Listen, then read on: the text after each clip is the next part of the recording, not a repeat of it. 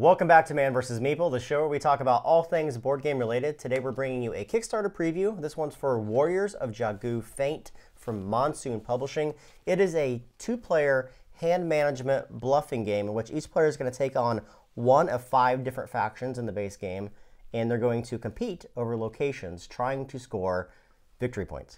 Yeah, and Jeremy said bluffing game. You wouldn't expect this to be a bluffing game right off the bat, but there is definitely a lot of deceit going on for sure in this game. So what makes this game so unique is that there are 5 different factions right now. There may be more. This is a prototype, so everything you're seeing here may not look like the final version. However, what we've been given have 5 different factions. They all play completely unique of one another, meaning that the cards in them are different and the way that they interact within the gameplay is completely different as well. So you have a location board, and there are 5 different locations. So the number 2 location represents each of our sides of the different battlefield that we'll be fighting at. There's a scoring track marking the number of rounds that you'll be playing. You can truncate that or make the game longer depending on how many rounds you wish to play. There's some tokens that you may or may not use depending upon the faction that you're playing. However, as we said, the majority of the gameplay is going to focus around 2 sets of cards. One of them is a stack of 10 cards called your location deck. Yeah, at the beginning of the game, or each round really, you're going to each take one of your location cards, privately look at it, and put it down in front of you. Those are going to be the locations where you're going to score, basically, for this round. So it might be the same location, you don't know. But as you play cards, that's where the bluffing comes in, and you're trying to figure out, okay, are we battling over this location or this location, and trying to grab those points. What's really cool is that there are 10 location cards in each of the decks. So I have 10 cards. And David has 10 cards, and that represents each of the battlefields twice. So there's 2 number 2s, 2 number 3s. So as the game starts to progress, you can kind of watch what the other player has been to and calculate the odds on where they may be bluffing or where they obviously could not have a battle taking place. Yeah, there's even a faction that allows you to take a peek at your top location card. So like Jeremy said at the beginning, these factions play so differently, it's not even funny. We probably won't be able to communicate how different that feels. So as you draw one of those cards at the start of the game, you're going to shuffle up your deck of 10 location cards and draw one randomly off the top. So you're not going to be able to stack it. You're not going to be able to look there and pick a battlefield. You're getting one randomly. Then you have to deal with that on the board. The way to deal with that is through the cards in your deck. Each player has a deck of cards, which is a different faction, and each of them has 40 cards in it. And that number is very important because your deck can run out. In this game, you don't reshuffle. Yeah. So you have to manage your hand of cards well. So at the start of the game, each player is going to draw 7 cards. Now, one of the players is going to start off the round. There is initiative order in this depending upon which faction that you play with. Right. So some of the better factions or some of the ones with maybe a little bit more power, a little more intense interactions between the cards may start before another faction. So you just look at a chart and decide which player is going to go first. Yeah, so definitely the balance between the different factions in this game definitely plays a role in that initiative order, because some of the factions play a little bit stronger if you wait. Some of them maybe if you go first. So they've definitely taken that into consideration. So there's 3 phases in a round. The very first phase is called the reinforcement phase. In every round except the first one, you're going to have possibly some cards left over in your hand. You're allowed to ditch any number of those cards and always draw back up to 7. So at the start of every round, you're going to draw back up to 7. However, you don't always want to get rid of cards because, as I said, this is a finite deck. You go through it once, and maybe you start a round, and you're only the 4th or 5th round, but you've gone through your deck. You're not going to be playing with any cards. Right. You got to be careful, and some of the factions definitely make it feel like you want to ditch a lot of cards to really sort of recharge with some better ones. But you absolutely have to be careful. The second phase is the scout phase. That's what David alluded to. You're going to pick up one at the top of your location deck. You're going to look at it in secret, and you're going to figure out to yourself where the battle is going to take place. In this instant, the battlefield is going to take place on the number 3 for me, and a different number possibly for him. What do you got there? 6. So it's going to take place on the 3 and the 6. I know the 3. He knows the 6. None of the other locations are of any importance in this round, particularly. But we don't know what the other one's sharing. Not necessarily, at least for the battling. Again, some of the factions, this is where the mind games begin for sure. So, starting with that first player, if I'm the first player, I simply pick any one of my cards from my hand and lay them face up on one of these locations. Now, these cards do very specific things depending upon the faction you're playing with and the card that you're using. Some of them may have abilities right when they come into play. Some of them may key off at the end of the round. They're all different. However, there's one thing you need to pay attention to on here. That's the strength up here on the top. Each of these locations has a capacity of holding 10 strength total. No more than that can be in there. So I can place this right at the start in a location. The number doesn't matter other than that's where the battle is going to take place. Right.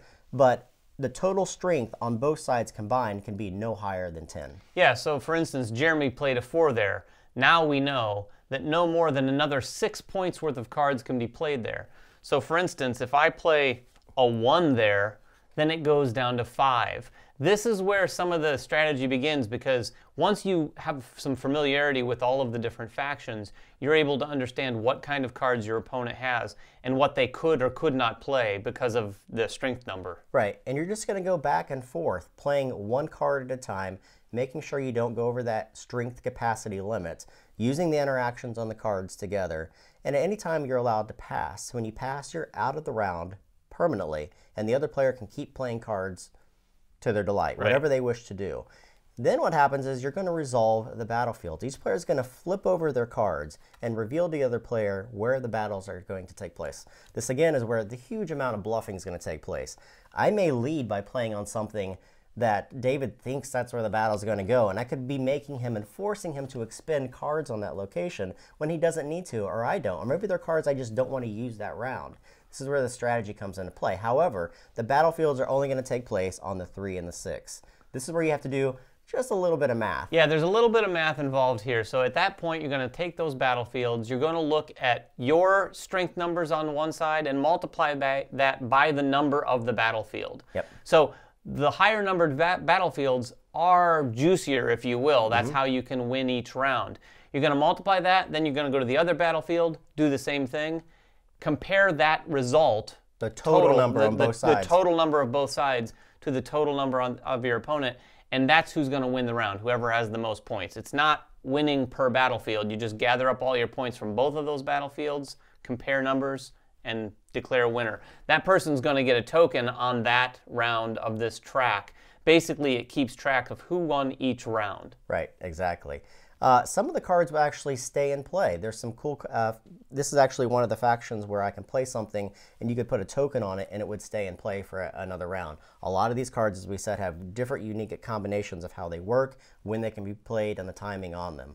What happens when you don't win? You want to talk about what happens to your morale? Because there is a morale track here too. Yeah, the other thing we haven't talked about yet is there's these little diamonds on the bottoms of the cards. That's the morale for this particular card. If you lose the battle and you've played a whole bunch of cards, you add up all of those diamonds on your card and you're going to lose that amount of morale. This is one of the potential game end triggers. Yeah. If any one goes down to 0 morale, the game ends and the other player wins. Yeah. Otherwise, you play through to the end of the game and then just total up who had the most victories throughout the game. Yeah, each player is going to start with 23 morale.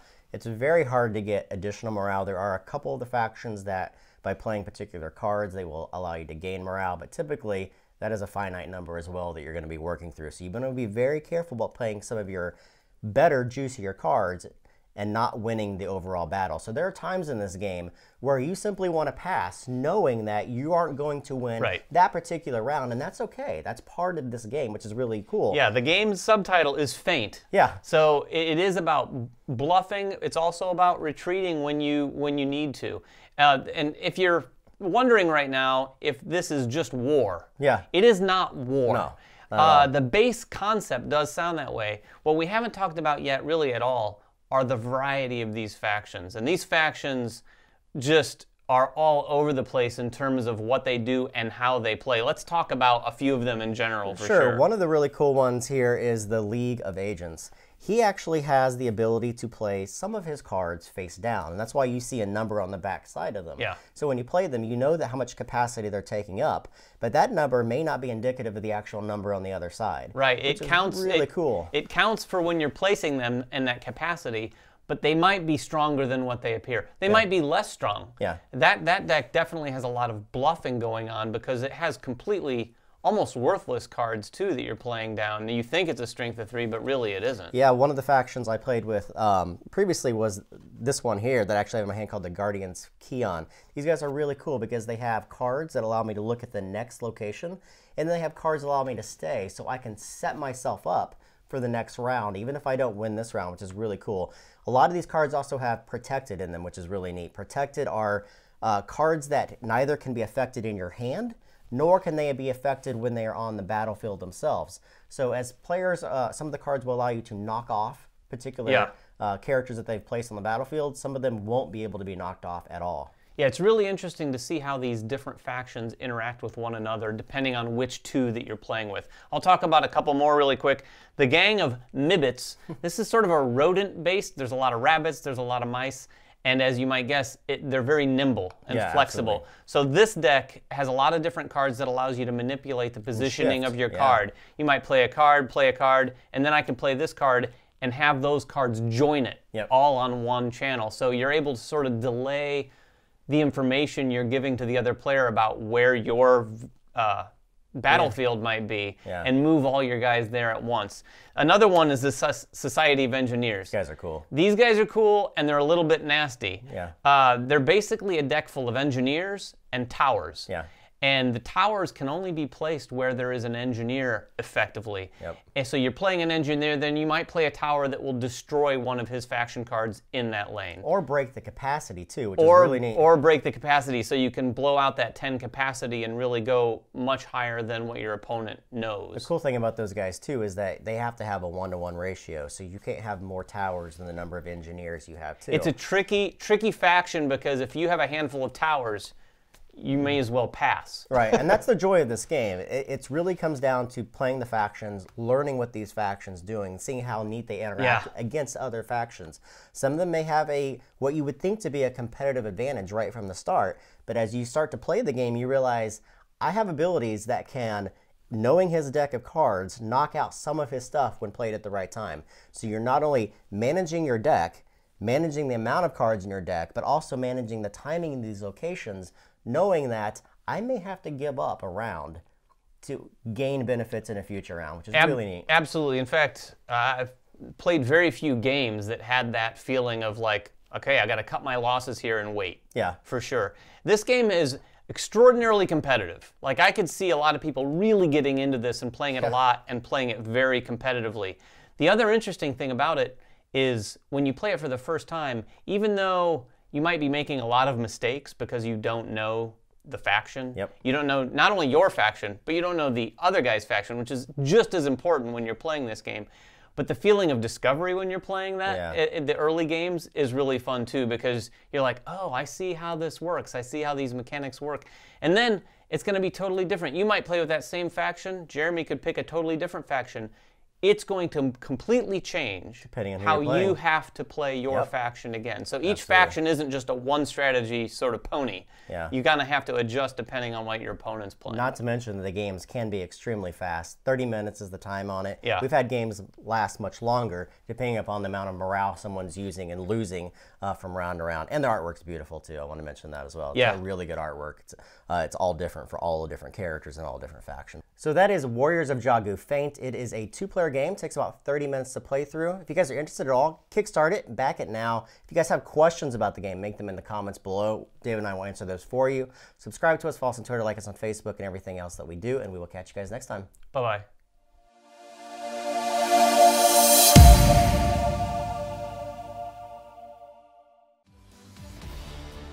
Season 2 of Man vs. Meeple is sponsored in part by Cool Stuff Inc.